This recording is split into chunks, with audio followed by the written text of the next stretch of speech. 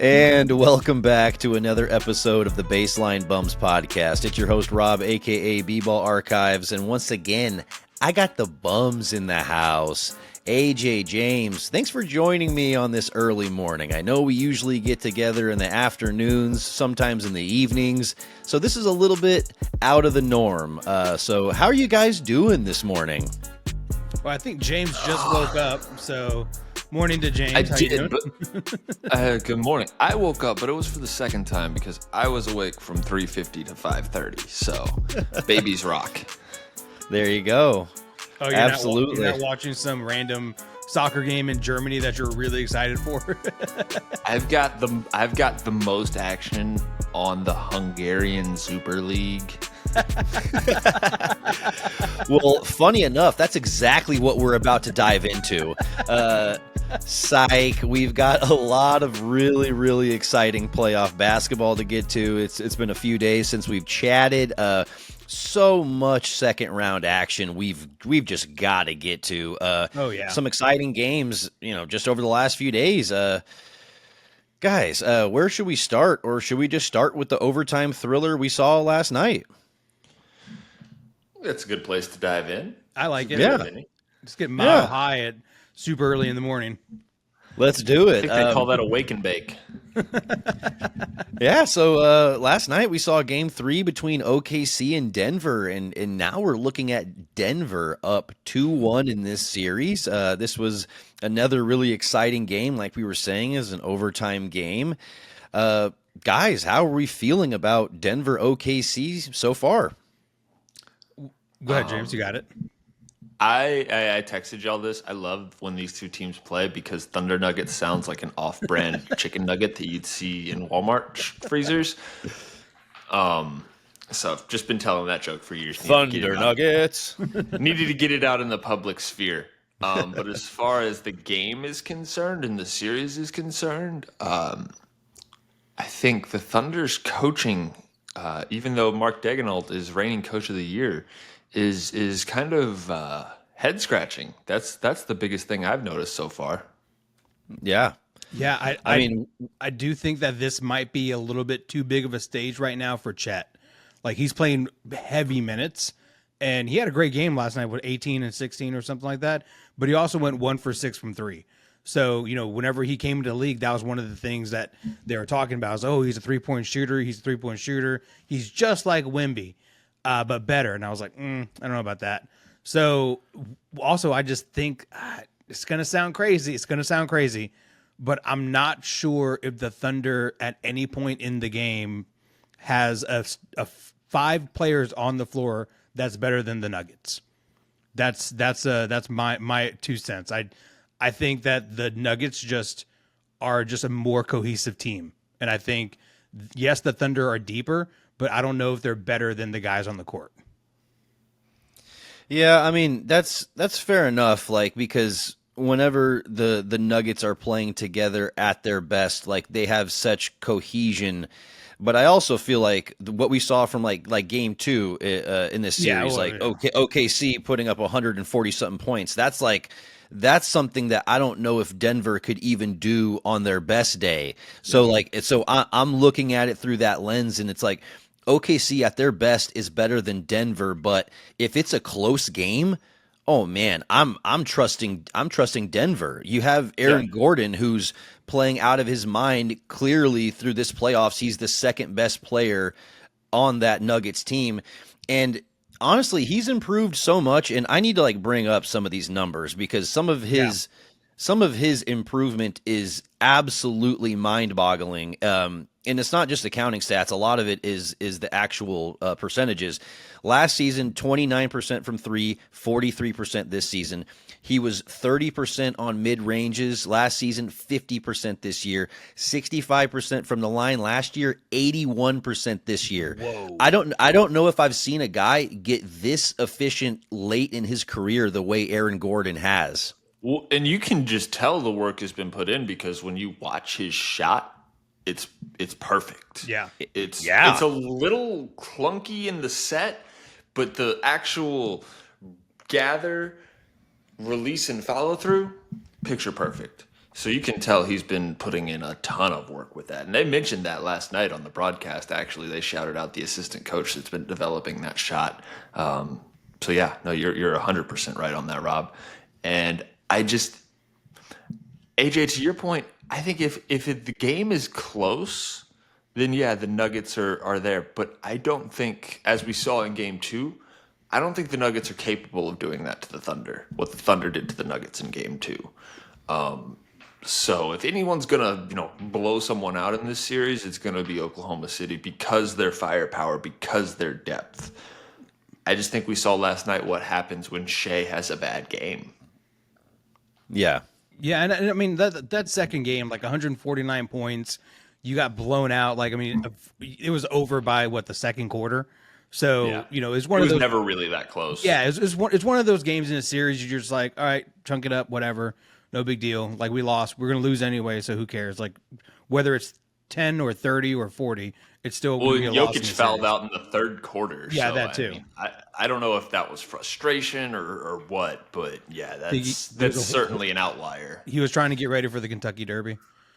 Well, and by the time he had fouled out, the game was already Right. well out of Well reach. over. Yeah. Yeah. So it was garbage time at that point. They had scored 87 points at halftime, which was an OKC first half playoff record. And you looked at the other games that happened that night, and Boston and New York put up 90 points, 90 points, Total. 91 points, and then they're 87 and a insane. half. So it's like So OKC, when they're at their best, they're scary. that was like a James Trainer high school special because it was one of those games that was so ugly from the jump that I knew I would get substantial minutes in the game.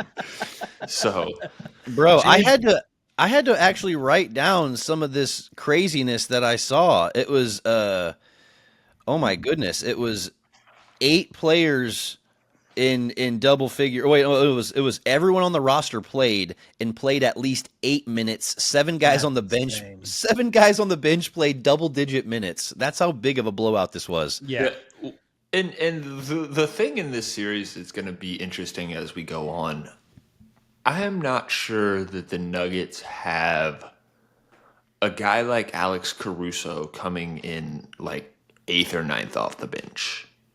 And I think that's going to be a big deal because when he plays well, the Thunder are categorically better. And I just think that depth over the course of a longer series is going to be a problem for the Nuggets. These teams are in the same division. They play 4 times a year every year, so the altitude is not going to really bother the Thunder the way it might some other teams. So I still like Oklahoma City. I honestly wouldn't be surprised if they won the next 3 games. Yeah, I get that, but also if 4 of your starters are scoring 20 plus points, you can go to your 8th, your 9th, your 10th. It doesn't really matter because we had Porter last night at 21, Gordon had 22, Jokic had 20, Murray had 27. So they're just shooting lights out. So I see what you're saying, and yes, the depth will play a factor. I just think with the Nuggets, they're just on all cylinders. And keep in mind, they don't really have a coach. Like It's Nikola Jokic. yeah, exactly. So Yeah. when it's player run coach, and if you're able to get anything out of Russell Westbrook, like I mean, he didn't really have a great game last night, but if you can just get 1 or 2 energy plays out of those games that can kind of turn the game and flip it into a good position for you, then you take that every single day. And I mean, they're just lucky DeAndre Jordan hasn't seen the court yet, because when that happens, dude, Nuggets are guaranteed to win. Russell Westbrook has actually been pretty great this series and the whole playoffs so far, actually. If I was a Nuggets fan, He had his honestly, moments. He had his moments. if I was a Nuggets fan, it would make me a little nervous. Yeah. I mean just the way you've been winning games it's been nice that you've been able to put yourself in positions to win those games, but like it almost seems like they're relying on a lot of things that are very fringe right now. Like I believe in Aaron Gordon stepping up consistently. I believe that because he's been doing it night in, night out. But MPJ, I'm not trusting him with yeah, that shoulder. Like he's been shooting way too inconsistently. He's not even going up and getting rebounds two-handed. He's like tipping the ball to himself a little bit because he doesn't want to raise that left shoulder too much. And I'm like, dude, you need MPJ stepping up. Murray's kind of been hit or miss. He was really big last night. But there's been other games this playoff where, he's been kind of like, where is he? And this was a night where all the stars aligned. You had Aaron Gordon, big game. I mean, granted, Jokic had a bad game. I think we legitimately need to talk about how bad Jokic is playing this playoff series because some of his counting stats are good, but when you look at his efficiency, it's actually horrible. He was 8 for 25 last game, 0 from 10 from beyond the arc, 8 turnovers, and he has more turnovers than assists this series. Yeah. It's absolutely crazy when we're talking about one of the most efficient players in NBA history. Hartenstein. And the Thunder have that depth, and it's big in their front court because that's where they can throw the bodies at Jokic. And I know he was 0 from 3 last night, but I don't know if y'all are like me. I expected that shot in the corner to go in at the end of regulation. Yep. I actually went to bed before overtime started because it's late and I'm tired. But I sat thinking as I was falling asleep about that shot that Jokic took at the end of regulation. And I'm like, how many guys on the face of the planet can even get that ball to have any kind of position to go in? He's fading away in the corner over an outstretched Chet Holmgren. That's about 10 feet of person, outstretched arms. I think there's maybe 7 guys in the league that could get that shot up. Maybe. Yeah. Plus Zach Randolph when he plays the Spurs in the playoffs. And so I something in me thought that shot was going in last night, but clearly I didn't need to watch overtime because I don't think the Thunder wanted to watch overtime. Nah, they didn't even want to participate in overtime. They just wanted to chill. They didn't get any decent shots, and it just seemed like SGA's not finishing at the rim, and like the mid ranges he's getting just seemed like he's forcing them, and you're seeing that when you see a 7 for 22 game. And it just really defies everything that made him successful the game before. Like we saw the most efficient game I may have ever seen. He scored 34 points on 13 shots, 91% true shooting, and then he puts up a stinker like last night. Like you just have to be more consistent. Yeah, and part of the coaching thing that I was getting on earlier is like watching the way that game played out. Oklahoma City has their last possession and it goes to Shea instead of J. Will. Not sure about that. Yeah. I'm just not sure about that. Or J Dub. Yeah. Yeah. But either way. Just not sure about that. I just don't think that's good coaching because you're not grasping the game. Right. J Dub was on fire all game. Like he was having, and especially in the fourth quarter. Exactly. Go to your hot hand. Yeah. Right. And it's not like it's some random hot hand. I mean, this is an all-star. This is your number 2 guy. Yeah. So, but also at the same time, James, you got to look at who the Thunder have, and like they're all young guys.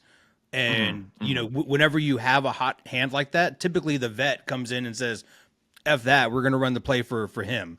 And that's exactly like perfect example is when Sean Elliott was on fire during the Memorial Day Miracle. Like the play that they were running, I think was for David, and Mario Elliott was like, "F that, we're throwing to Sean," and that's exactly what happened. And you need a veteran like that in order to kind of override the coach. I mean, young kids are going to trust their coach no matter what, and I totally understand that. But at some point, you got to kind of put your foot down and be like, "Nope, we're not going to do that." And I think it was LeBron in the 2015 playoffs when David Blatt drew up a play for someone else, and he was like, "No, fuck that." Right. Yeah. Exactly. Well, I mean, you just had that someone step up and do it. Well, sometimes the coach isn't always making the best decisions, and he he even said that after game one, whenever Yeah. they fouled Aaron Gordon 80 feet away from the basket with 13 seconds left, and they didn't really need to because Jokic wasn't on the court. All you needed to do was you're up 3, play good defense without their best player on the court, and you win that ball game. Yep. And that could He didn't. that could literally cost them the series. Yeah, and There's he a didn't whole do lot that. of mystifying coaching decisions around fouling in this round of the playoffs. Yeah, it's analytics versus kind of feel, and that's what we're seeing right now is that analytics have kind of taken over sports. So you trust the analytics, go for it on fourth down. And now we're seeing, hey, maybe the analytics aren't always correct. I mean, yes, they're there, but you still need to, have that feeling of, what got you to the dance. You didn't get to the dance because you're striving on analytics. You got to the dance because you went with your gut and you went with what was on the floor. Yeah. Right. Well, you just can't blindly trust the analytics. You have Right. to use the analytics to make a good decision, and then Yeah. that decision sometimes defies the analytics. And Yeah. but more often than not, you trust them, but you just need them to make a good decision. Don't blindly trust anything. It looked to me like on the possession that Aaron Gordon tied the game at 102, that the Thunder players wanted to foul up 3, but there was too much time on the clock. And so it looked like they were kind of stuck, and I think maybe some of that thinking kept them out of position. So, You could have hit the nail on the head right there. That's just kind of like ambiguous motivation at the end of the game. They're like, am I D'ing up? Am I like playing to foul this, or Yeah. like, or are we like blitzing people, wanting to get them to pass, like running them off the 3-point line? Like, what are we doing here? And yeah, you saw a little bit of that confusion, and you can't have that kind of confusion against a really solid Nuggets team that can close out a close game. Yep, absolutely. And it's going to sound crazy. But it might be a good transition. The Thunder needs someone like Draymond Green. And I don't mean someone that's going to hit someone in the face. They just need someone who's going to bark and be like, "No, you're not doing this. You got to get into this right spot." They just need a little more discipline, I think, in those tight situations. And I think someone who is as vocal as him can probably get them into those right spots and maybe get them over the hump. I mean, right now they're looking at a 2-1 deficit in the second round. Next game's in Denver, so if Thunder can win, that'd be great, and it's 2-2, and we can get a great series. Or they can look at going back to Oklahoma City, potentially Denver closing it out, but we'll see. yeah, the Thunder, I think, are kind of at a destiny moment. Now, the Celtics got that championship last year, but before that title, we were all used to the Celtics blowing these games and blowing these, leads in playoff series and whatnot.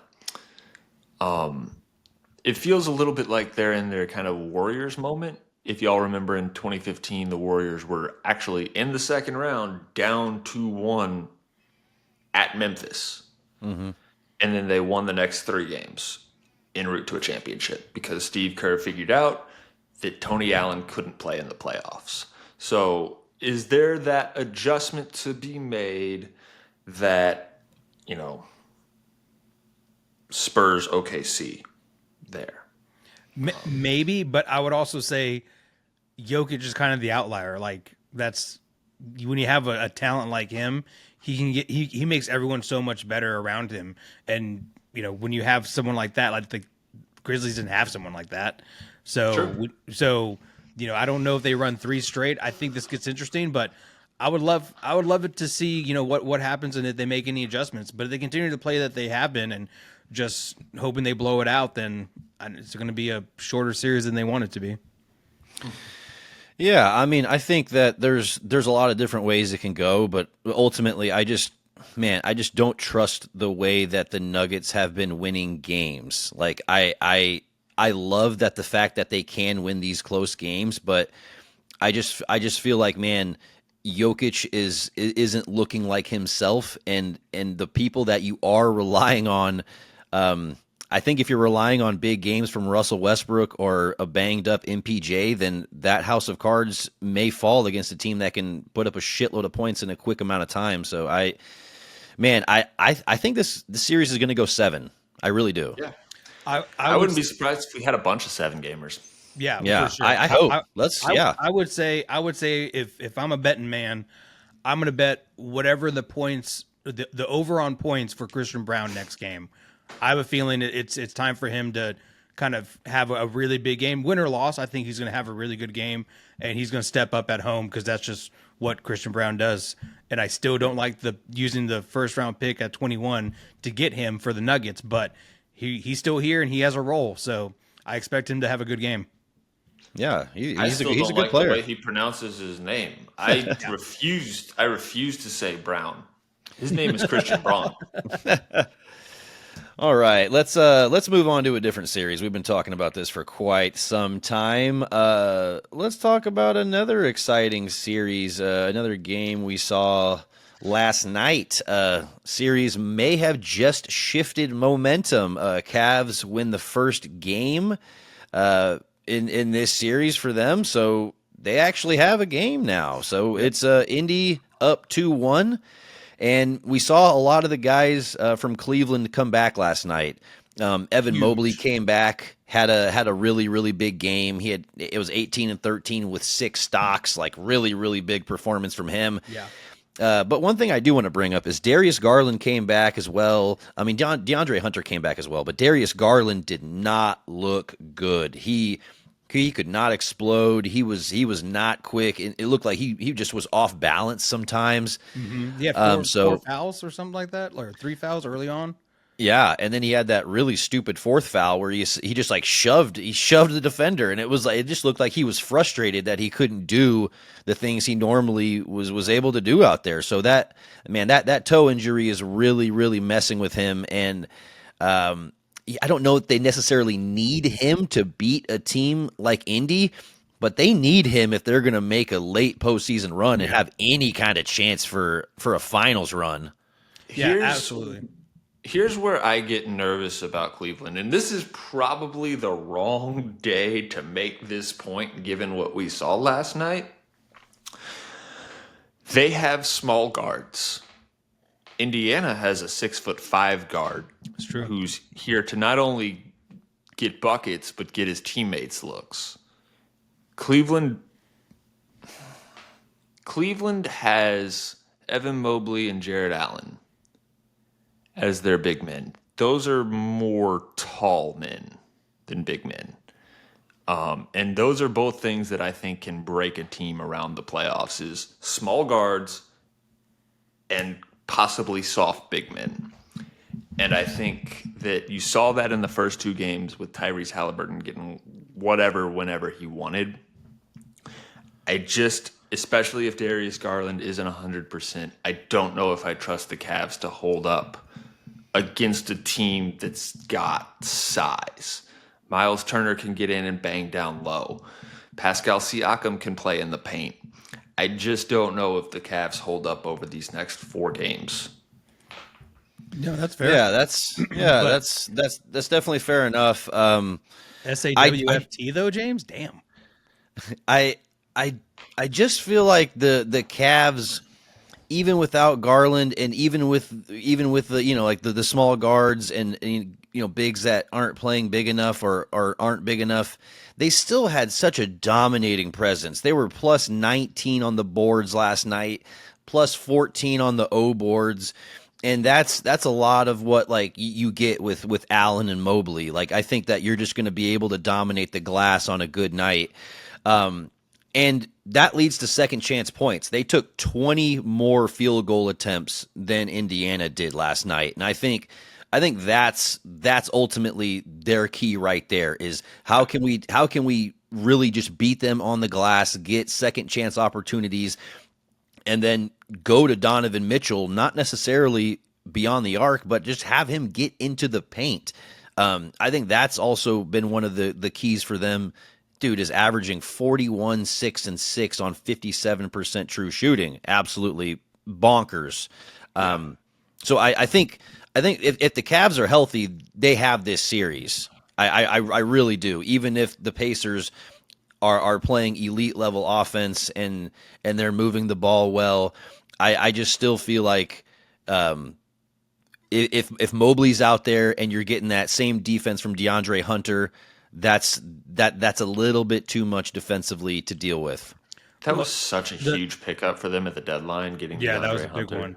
But I would say that the Pacers last night looked like they were up 2-0 at home, and they just kind of strolled in. You know, the crowd was hype. The crowd was so hype, and then was it the Cavs roll off like just a quick 6-0 run, like 2 threes or something like that, and then they just never looked back, and that was kind of the end of that. So. You know, and you were kind of hoping that they would make a comeback, and the Cavs just never let them back in the game to go on to make that win. So, you know, I look at that game, and you kind of had one in the bag, but for the Pacers, I think they just really, I wouldn't say they phoned it in, but they just looked like the crowd was kind of going to carry them to a win, and it didn't happen. So, Yeah, and go ahead. I'm sorry, AJ. No, go ahead, James.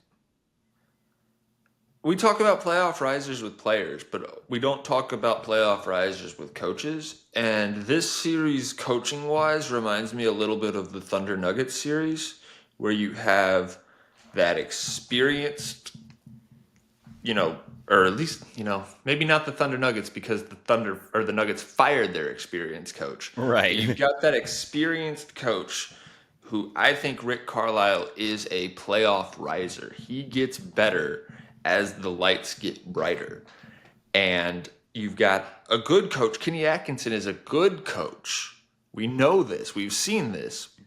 But this is a different time. This is a different moment. Rick Carlisle has a championship.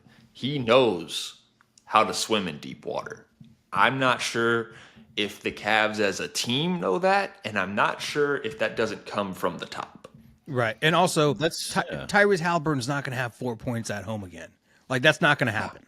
Like, I don't see him playing that bad in this series again. Yeah, that's very true. He's not going to put up any 4-point stinkers moving forward. But at the same time, I want to touch on the coaching, the Cavs coaching. Like, I don't really think that Atkinson. I'm not going to poke holes in his coaching because last game he made a really, really great adjustment in the second quarter. That's where the lead ballooned, and they were 34-13 in the second quarter, and they switched to a zone for a lot of that quarter. Yeah. And it was a situation where Halliburton wasn't able to run people off of screens, get switches, and then attack Jared Allen. He wasn't able to do that because Jared Allen was pretty much just roaming the paint. And you're not going to really go at a lot of the other point of attack defenders on Cleveland. So I really viewed that as like, wow, that was a great coaching switch up, going to the zone, really limiting what they're able to do offensively. And then you end up a second quarter where they outscore them 34-13, and then they never come back. And I think if the Cavs maybe can switch up to a zone for 8-10 minutes out of the game just to ruffle some feathers, I think that's a recipe for them winning this series. I would say With Rick Carlisle is going to have something for that, though. And they're Yes, going to he have to could. switch it up. They're going to have to switch it up more than just running zone. They're going to have to like kind of disguise it. But I think Rick Carlisle is going to go back, and that's all they're going to practice for the next 2 days. Oh yeah. All I'm saying is Hallie loves to attack Jared Allen, and if you Yeah. can get that, if you can remove that situation entirely for almost a quarter of basketball, you end up with games last night where Hallie just looks like he can't be impactful enough. Yeah. As someone that grew up playing basketball in Bernie, it infuriates me when people who get paid to do this for a living get flummoxed by a zone defense. It's the most mind-blowing thing in the world. Now I understand if shots aren't going in because you got to shoot them out of a zone. I get that. But like when a team sees a zone defense and then just forgets like everything they ever knew about basketball, is just infuriating. It's just like, you've been doing this for 20 years. Nothing changed just because the athletes are better. Get the ball to the middle, get the ball to the dunker spot, beat the zone from there. It's just not rocket science. No. And so Rob, you're 100% right. That adjustment changed the game. I don't know how. Well, I mean, we'll see. It wouldn't have changed the game if Evan Mobley and DeAndre Hunter don't come back. Like a zone works if you have really long, talented, athletic defenders, and their two best defenders, both perimeter and interior, came back last night, and so I think you have the luxury of running a zone every now and then when you have those really, really good, not only team defenders, but point of attack defenders. So I think this just gives them additional defensive flexibility that, it's going to force the Pacers to have to shoot even better. Like they don't have the luxury of, shooting 30% from three now if they're seeing a zone like that, because they'll need to lace those threes like you were saying, James. Get the ball to the top of the key, collapse the zone, kick to a corner three. Corner three, that's going to be open. TJ McConnell territory. Yeah. But at the end of the day, this is going to be a good chess match. Cleveland just won, and so do you guys how see is Indy going to respond? Do you see this going back to Cleveland, going 2-2 or 3-1? I think 2-2. Same.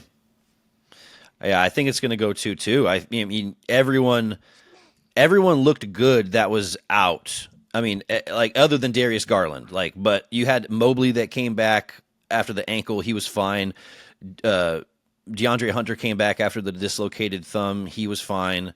And it looks like those two guys, I think, are all you need to supplement. You just can't have Ty Jerome out there playing huge minutes, shitting the bed, going 1 for 14 and expect to win a game. Like, you're just not going to have that.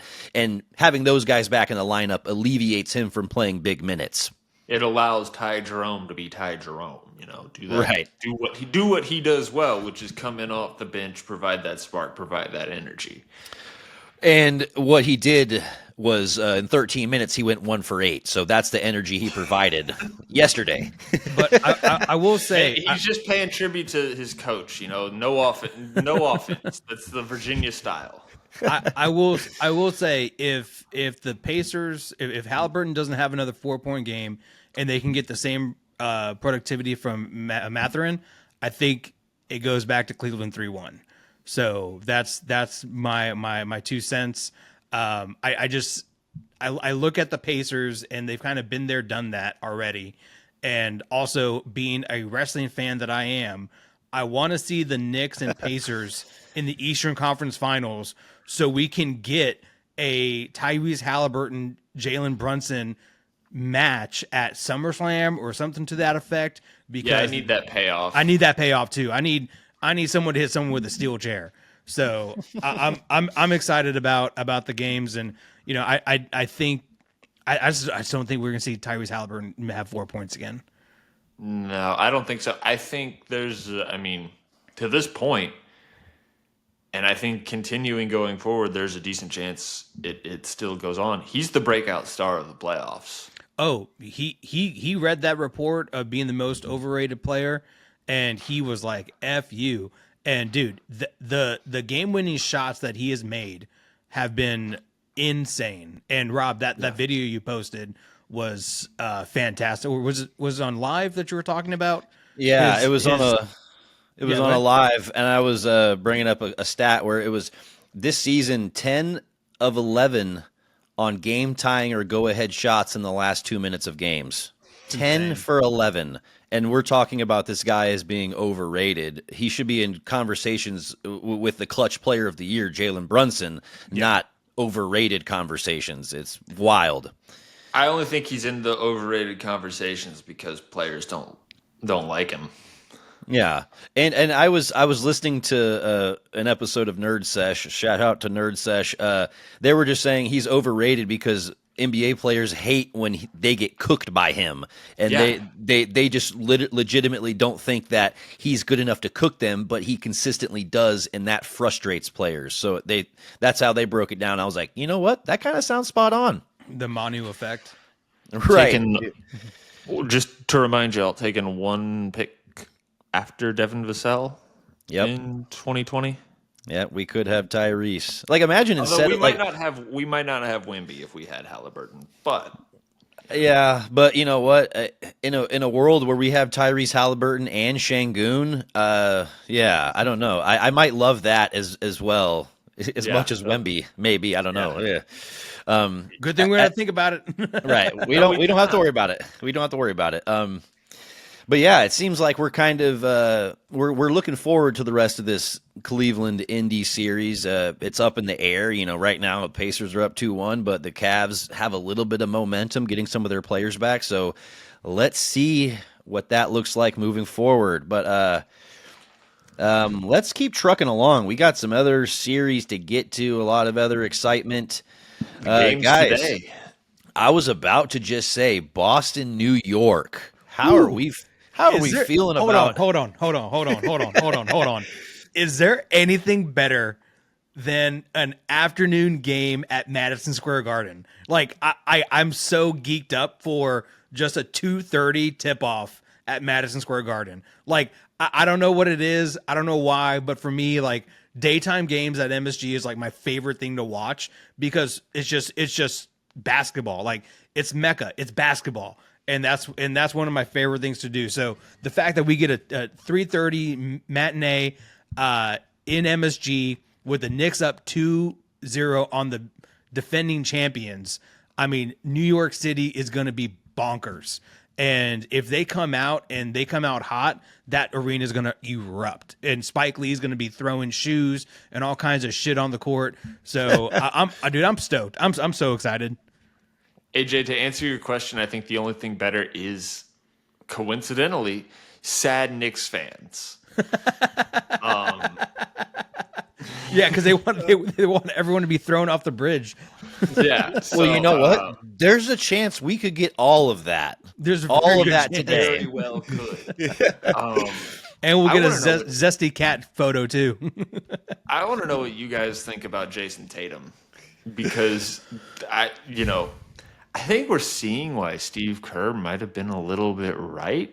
It's not to say that Jason Tatum's not a great player, but I think he kneecaps himself so many times, and I don't know if it's him. I don't know if it's Joe Mazzulla and the way the Celtics play, but I just think that he shrinks from a lot of moments. Yes. I mean, look at He- last year. Yeah. We talk he's about Jason Tatum. consistently shrinking. He We talk consistently about shrinks. him as a top 10 player. But for me, I don't know about for y'all, there are no signature Jason Tatum moments. Like the signature moment that he has for me is getting met at the rim by Bam Adebayo in the bubble. Oh, that's fair. That's the first thing I think of when I think of Jason Tatum signature moments. Right. Yeah. That's fair. I mean, I think of moments that Jason Tatum has had, but I don't really view them as like monumental to where it's like, oh, you put a stamp on it as like this is why people consistently view me as a first team All NBA guy. I think a lot of his success so far is purely based on regular season statistics. And what I'm seeing so far, 1 of 12 in the fourth quarter so far this series. Like you cannot be playing that kind of basketball when the games are close and you need to close out At and home. at home, and he's relying on too many sidestep threes, too many step back threes, ill-advised shots, and he's just kind of and we saw it last game. He didn't even get a shot off, and he was just looking at his teammates to bail him out while OG Anunoby closed him out, while Mikal Bridges closed him out. And you saw single-handedly why New York goes out and spends that money. That's the moment Yep. why they spend that money. Shut down Jason Tatum when it matters the most, and they get a playoff win.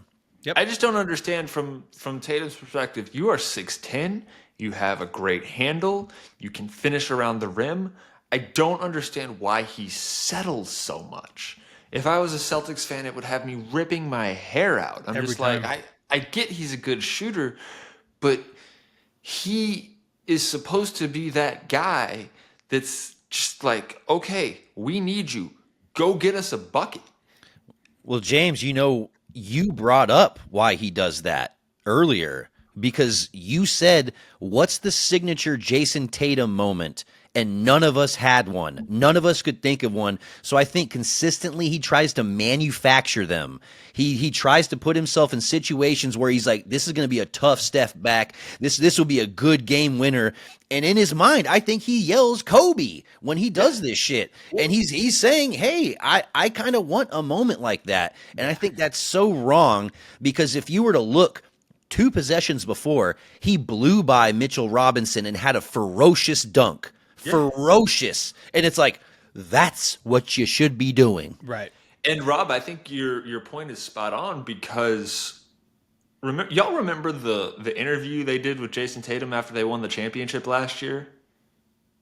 No. And it was just so like he was trying to recreate the KG thing. I can't even remember what he was saying. Oh, that one, the one where he's trying to cry? Yeah, I think he was like, I did it. And it was just like, yeah. Like, we remember the KG thing because it was so spontaneous. Yeah. You are not doing that. No. Exactly. No. Well, also, like, he was supposed to be finals MVP, and he got beat out by Zoolander. Like, that's so insane to me. And the conference finals MVP, too. And, yeah, like Zoolander, he can't go left. And you got beat by him. Like, I just, it's wild to me, because they're going to look back on, it's going to be one of those trivia questions, right? It's like, who won the 2024 championship and who was finals MVP? And everyone's going to be like, Jason Tatum. It's like, no, it's Jaylen Brown. And like that, right. that's what's going to happen, is he's going to get forgotten. But also, like, credit to the Knicks, man. They're hardcore on defense. Tibbs has that team just all over the place, and Miles Bridges is playing his ass off. So is Jason Hart, or Josh Hart. Is that his name? Josh Hart. Hart, so Jason Hart, old school Spur reference right there. Nice. Thanks. So that was, it's really fun to watch the Knicks play, and then Jalen Brunson is clutch player of the year for a reason. So we'll see. And Mitchell Robinson, he can't shoot a free throw, but he's been playing some good defense too. So Porzingis has had airball. That was free bad. throw I've ever seen. That was so bad. Terrible. That was worse than us at the Rock the other day.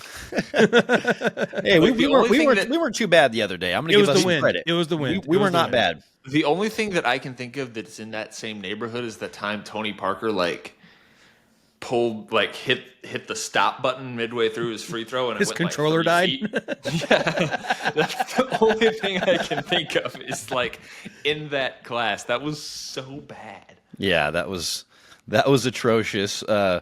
But I agree with you, AJ. I think we do need to give New York some credit. Like, I don't think that we can just sit there and say the Celtics have been completely crumbling, even though they have been. Yeah. I think that we need to give, Cat credit for stepping up, getting 17 rebounds last game. He only took 1 3-point shot and literally got the assignment and said, hey, I'm going to take the ball down low and be tough. And I'm going to go grab balls. Yeah, he's like, and after all that, I got 17 rebounds. And it's like, and so I'm looking at it through that lens, and that's exactly what needs to happen. And Josh Hart stepped up; he was the leading scorer, and there was so many good things that they did just to make it a close game. And I fully believe them to close out any 2-possession game against the Celtics from here on out. I have no faith in the Celtics in a close game. That OG pickup was huge for them. Yes. I mean, we're seeing it now. It's paying off hard. Yep. I'm wondering if the person that's not on or in the brightest spotlight for the Celtics isn't Jason Tatum, it's Joe Mazzulla. Because it's just like, you gotta adjust something here. You cannot just keep shooting 63s a game and hoping that they go down. And that's why, I remember watching the Spurs play in Boston earlier this year, and the Celtics kicked the Spurs' ass, but I hated it. Yeah, because they shot all threes. It's just it's not fun to watch. Right. It's not. And I'll forgive it being not fun to watch if we're winning games, but the moment it means we're not winning games, it's not a fun product to watch. Where's the upside? Dude, the moment you go 15 for 60 is when you go 63, like 63 pointers. That's when you go, all right, we should look at something else. Like that's the moment you go, all right, timeout. All right, game one, okay, cool. We shot 63s. That was a lot. Like, let's tone it down and let's get some good buckets. And it didn't happen. So yeah, Joe Mazzulla, he's starting to show his ass a little bit, and I don't like him to begin with, and I don't know if I'm gonna like him even more when he loses. Because he's gonna He be just like, needs to buckle down and watch the town. Well, I love that we're kind of being a little bit critical of Missoula because I don't really feel like too many people are, and 'Cause they're I scared. think exactly. But I saw Cleveland run or Cleveland I saw New York run those two big lineups where. You had Cat out there and you had Mitchell Robinson out there, and I was like, all right, this is a perfect opportunity for them to run some kind of mismatch and drive to the lane while they have like either Mitchell Robinson or Cat away from the basket. One of these guys has to guard outside of the paint, and they can take it. And I was watching Jason Tatum not take advantage of that time and time again, and I'm like, if it's not on Jason Tatum, Missoula's got to be the one seeing that and the one harping on that in the timeouts, and I don't think he was. Yeah. And I just that championship last year looms large because we can't really doubt the Celtics, but I don't know. I'm kind of doubting the Celtics. yeah, would you guys be surprised if the Knicks swept? Yes. I'd be a little surprised if they swept, but I wouldn't be surprised if they, if they won in 5 or 6.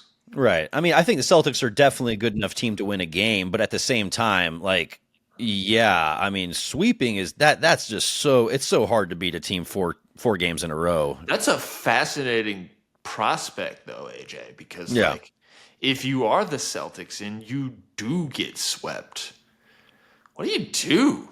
Like, You send Derek White to how the do you Spurs. how do you square that? Championship, then you get swept at. Like, it's just it'd be kind of wild. Honestly, I think it would be business as usual. I think that's been the story over the last few years. Since 2019, defending champs haven't made it past the second round next year. So I think it's pretty common for teams to win a championship and then fall short the next year. And to that point where we were questioning Joe Mazzulla, like I think it's like 3 of the last 4 NBA Coach of the Years got fired, or shortly thereafter they won that award. And so just because you have a little bit of success on your resume, you're not Phil Jackson, you're not beyond reproach. You're not invincible from losing your job. And so I think it's just he might be not on the hot seat, but he might be on the hottest seat in that locker room, closing this out going into next year. Yeah, because you just signed Tatum and Brown to a huge contract, so Jaylen Brown has the richest contract in NBA history. Yeah, you can't just ship those off for anything. So I would say that now is a great time to buy low on some of those guys. If that happens, obviously there's a lot of basketball to play, but I just feel at Madison Square Garden in New York, you're up 2-0, and your team's kind of reeling, and they kind of live off of that hype. I mean, just look at Cat whenever he was with the T-Wolves, and he was living off that hype too. So I think it's a different beast, and I don't know if, to our point earlier, if Jason Tatum is going to be ready enough. Are you saying that you don't know if Jason Tatum can be the same animal and a different beast? You're welcome. What the fuck does that mean, Kobe Bryant? It drives me That is insane. such a perfect commercial. It drives me insane that he No, has no, his it's- own shoe as a Jordan athlete. Like it drives me, and it's an ugly shoe. I hate it. I hope no one plays in it. It's stupid. So that's just my 2 cents. But anyway, I wouldn't be surprised if Boston gets swept. It doesn't seem like this series. There feels like they're just moving in mud every time they get a chance. They get put down again. So that's they might get swept. Yeah, certainly going to be interesting moving forward. But hey, we got a game at Madison Square Garden today, so we will be tuning in. All right, we're moving on. We got Wolves Warriors to chat about. This is the last playoff series we got to get to. Game It's been two. nuts. Yeah, I mean, game two, we didn't see Steph Curry. I mean, obviously, hamstring. He's not going to play until at least game six. That is the most recent report. And that led to a 24-point loss for Golden State. Shocker. You have your best player in franchise history, and you're not playing well? That is not surprising at all. And there was even some good bench performances from Kuminga, Trace, Jackson Davis. They combined for 14 for 17 and still was not able to have enough production to get it done. Guys, what are you seeing in this series? If Steph isn't playing until game six, I'm not sure it makes it to game six. I agree. Same. Yeah, it's And Jimmy Butler, poor guy, he leaves Miami to not carry the load in the playoffs, and here he is starting to carry the load in the playoffs, but you have to do it in the West, and the West is way different than the East. And you're seeing 17 points, like, okay game, but he needs to have one of those breakout games that he's had, but I just don't know if he still has it or not. I just beyond that, I just don't think the Warriors have the bodies. They just don't have the dudes. Like, if you take Steph out of the equation, you're left with over the hill Draymond, coming to the top of the hill Jimmy Butler, and a bunch of guys that are just kind of meh. Buddy Hield needs to have another 30-point game or something like that for them to even be close to winning a game. And to be relying on that? That's bad. Yeah. Well, Yeah. it took Buddy Hield having that game while simultaneously the Wolves shooting 17% from three. So it's And like Draymond hits 4 out of his first 5 threes. right, Yeah, it's not exactly. gonna How many happen. times is Draymond Green going to put up an efficient 18-point game? Like that's not going to happen that much. And even if the Wolves shoot near 30% from 3-point, they win that game. So it's Yeah. it's like even if they shoot average at best, they cruise to a game one victory. So the Warriors are up a creek without a paddle. Playoff basketball is about taking away your opponent's strengths. And without Steph, I don't think the Warriors have enough counter punches. Yeah. It's just like, if I'm the Wolves, I'm not scared of Brandon Podzinski. I'm not scared of Moses Moody or Jonathan Kuminga. Like, they're gonna have to beat me for me to do anything to alter my game plan. Yeah. Right. And, And it's with like- Anthony yeah. Edwards too. Anthony Edwards is like, he sees blood in the water, like game over. Yeah, Yeah. he's very shark-esque. He's gonna get you. But like like you were saying, James, if you're the role players for the Warriors, like what are you expecting? It's like Kuminga went like 8 for 11. Trace Jackson Davis was 6 for 6. It's like your role players, your bench guys can't get any better. It's like that's as good as you can get from these guys. That's maximum production, and it still leads to a 24-point loss. And it's like the Wolves are going to cruise and Wolves in 5. It's unfortunate because I think this was gonna be a fun series, but It was. It is wild. It is wild to know that Draymond Green's been in the NBA for like 12 years, I want to say. He's been in the league for 12 years, and you've been side by side with shooters your entire career, and your shot still sucks. Like and it like, didn't it's when bad. he came into the league. Like, he was never a great shooter by any means. No, but like just out of osmosis, like, hey Steph, can you help me with my shot? Or hey Clay, let's shoot some like at just osmosis and just being in the gym and seeing those guys shoot. Like you would think, I don't know, maybe I can get a little better shooting, and he just never did. It's just wild to me. I don't know. I don't know why Jordan Poole wouldn't work with him to help develop that jump shot. Right. I don't know. For some reason, they just didn't have a great working relationship. I don't know. I don't know. A little physical. But speaking of Draymond Green, though, I do. He's probably gonna get 2 texts in this next game or the game after. I mean, he's not going to see the end of the series. I don't think. It's wild to me. It's frustrating as hell to watch him play, and for him to be so innocent and be like, "What? I didn't mean to hit him in the face? Yeah, it's like, y'all ever seen someone punch someone in the face throwing a pass?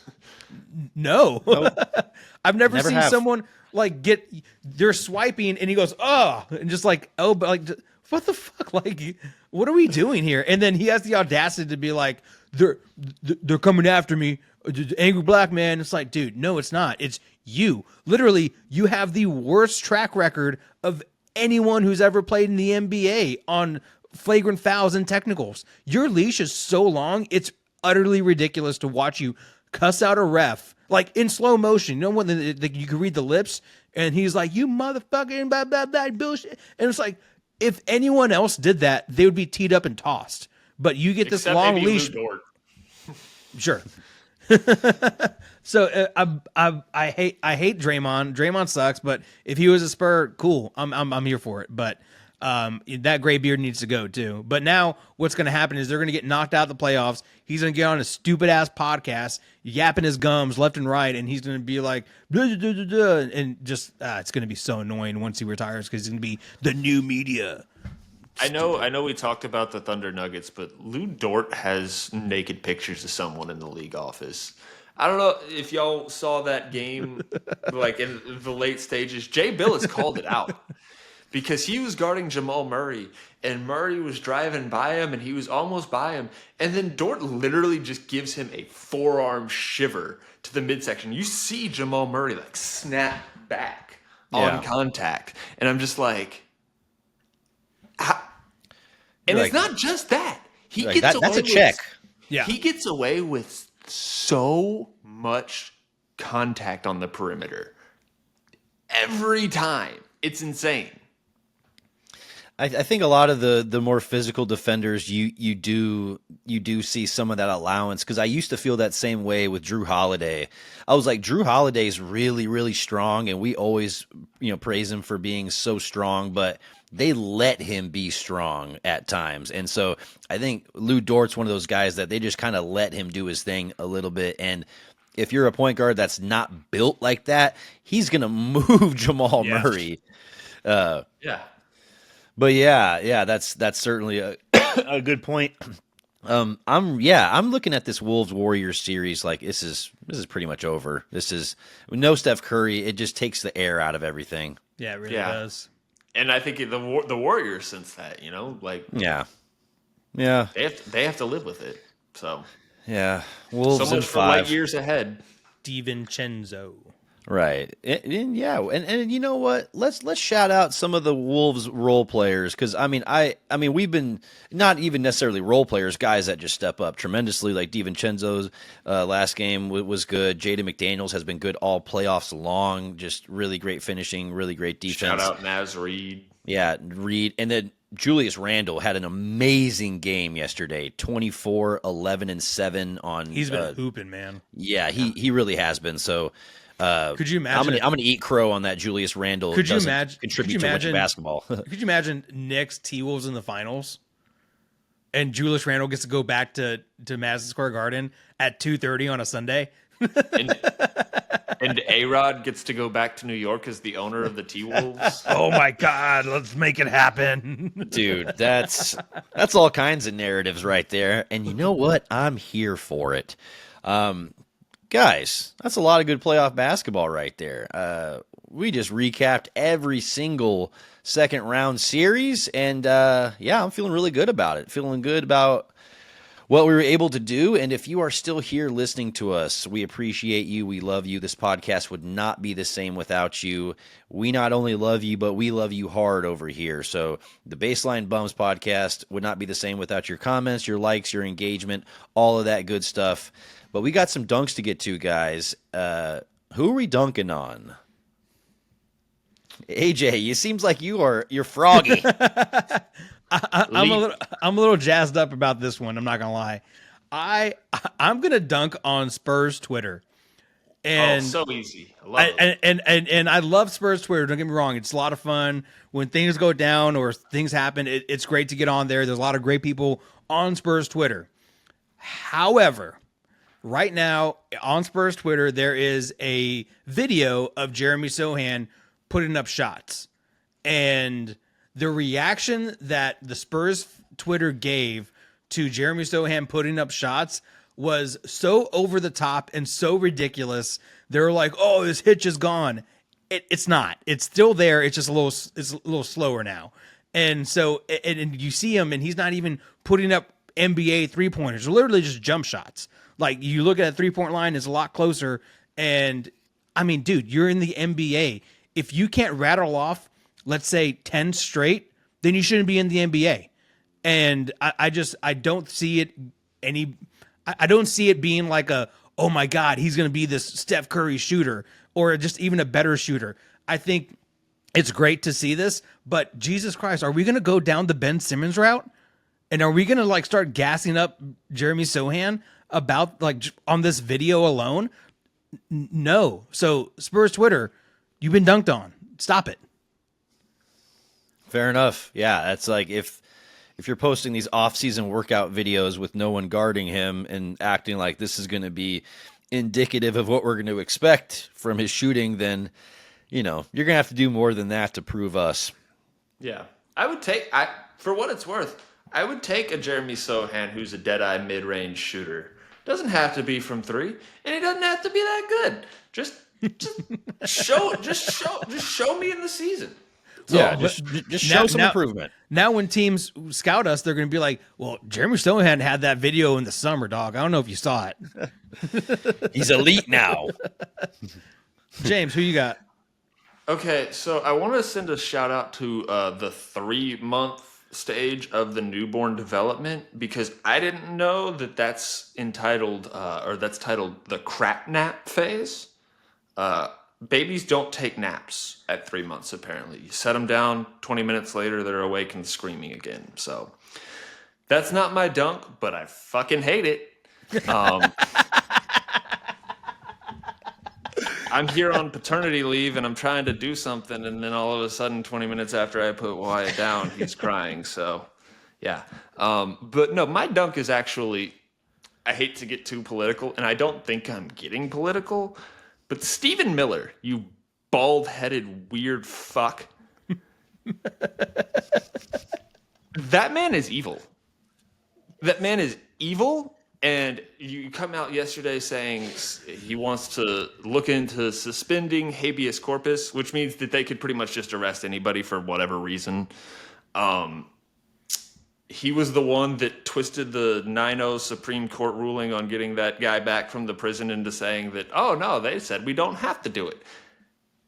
If y'all just Google that man, you will find horrible, horrible things. And he looks like an inbred Prince William. Ooh. Which is saying something, because Prince William is already very inbred. Right. But no, just do your own hashtag research. Stephen Miller, evil, you got dunked on. Fuck you, and fuck everyone that works with you. Yeah, James not mincing words, but also, yeah, like if you're trying to like overthrow parts of our Constitution, our government that have existed for hundreds of years, yeah, you're probably not exactly good for our country. It's fair. Yep. Rob, what political dunk are you going to do today? Very, very political dunk on Grand Theft Auto 6. Oh my God. Guys, I think this goes above and beyond anything else. Like, if you have a product and you are releasing it at a certain time and you keep delaying that release over and over and over again, it makes people less excited about it. And it doesn't matter how good that product is. If you've delayed it long enough, it's not gonna hit the way it is. And yep. And they've delayed Grand Theft Auto 6 multiple times now, several years, literally several years. The last Grand Theft Auto came out when I was still finishing up my undergrad. I was still in college. It's like, what are we talking about here? And I'm looking at it as, holy shit, you should have had this figured out. It's been 7 years since Red Dead Redemption 2 came out. There really hasn't been a major title that Rockstar's been working on since then. A couple of games here and there, nothing massive. But, dude, there's no excuse for GTA 6 to be we're waiting this long for GTA 6. And then they were having it released in 2025, and then randomly they're like May 2026, and it's like, wait, what the hell? It's 2026 all of a sudden, and it's like, and it wouldn't surprise me if they delayed it again. So GTA 6, you got dunked on, even though Rockstar is an amazing company and they always make fantastic games, dude. Be more consistent. If you're releasing a product, release it at that time. We're going to be grandparents we're all going to be grandparents before we get GTA 6. Right. Exactly. Oh yeah. But yeah, not a political dunk, but it needed to be dunked on. GTA. Sorry for getting political. No, I like it every now and then. A good political dunk, it needs to happen. Can I get a quick and one layup on someone though, real quick? Sure, let's do it. Yeah, I'm gonna do an and one. LeBron James, bro, you're gonna blame your MCL sprain on not going to the Met? Like, I love what? that LeBron James and you're gonna tweet it out like we give a shit? Like, dude, I didn't even know you were invited, nor did I care. And also, this mysterious knee injury that came out of nowhere, and he's like, I probably wouldn't have been able to continue. And it's like, really? Like, really? So I thought you were going to say this mysterious gala, because I would like someone to tell me what the fuck goes on at that thing. No one really knows. No one knows. It's all sex stuff and whatnot. We all see that episode. Have y'all seen Dave at all? The Lil Dicky show? Yes. There's an episode about that, about the Met Gala, where he gets invited to the Met Gala, and it's just like, I think it's Anna Winters up there and is like, yes, now is the part where we fight. She's like, so he's like, has to fight Billie Eilish's brother or something like that, and they're just like, no, you don't. It's a joke. We're kidding. Dinner's starting now. It was it's always fun to see the costumes, but also like I said, I don't care about LeBron James. Like and then the fact that he even tweeted about it and said, "I'm sorry, I can't make it today because my MCL sprain is just too severe," and you're like, all right, thanks, dude. Like you could have not sent it and no one would have give a shit. So in the spirit of the Met Gala, he should have showed up dressed as an MCL.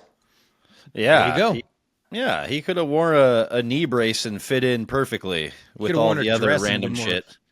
If he wore a dress, it'd be a lot more up his alley, and probably up his butt too. Right.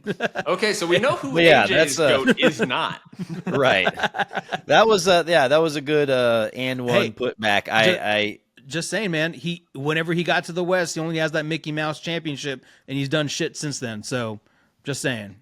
I hold on a second. We can't call it a Mickey Mouse championship because then that opens up for the opportunities for people to call our championships Mickey Mouse, and I will not have that. I will not have a bubble ring be called a champ or a Mickey Mouse because people say that same shit about 99, and I have to defend that every single time. That's fair. In AJ's defense, it could have literally been given out by Mickey Mouse, though. It was right there. It could have been. It should have been. But I've been on too many lives where I've had to make that. I get you. I've had to defend the 99 championship, and but we made up for it 4 times over. So right, you can say that if you want, but we made up 4 times over. He hasn't. That's true. I was just drawing that distinction that anyone will grasp at straws to bring champions down, but at the same time, LeBron, you don't need to be tweeting that shit. But guys, this has been a good episode of the Baseline Bums podcast. We not only touched on every single playoff series, but we also had some really great dunks in there. I loved those dunks we got in today. And if you're still listening, you're still watching this, we really appreciate you. We love you. All of your shares, your likes, your comments, your contribution to this podcast does not go unnoticed. It would not be the same without you. And that being said, tune in. We got a live episode of the Draft Lottery coming up soon. A lot of great stuff. The barbecue cookout is next weekend, so we're gonna be there in person. Come check us out, and all that excitement right around the corner. That being said, let's end this episode the same way we end all the episodes, and that's with a go Spurs. A go.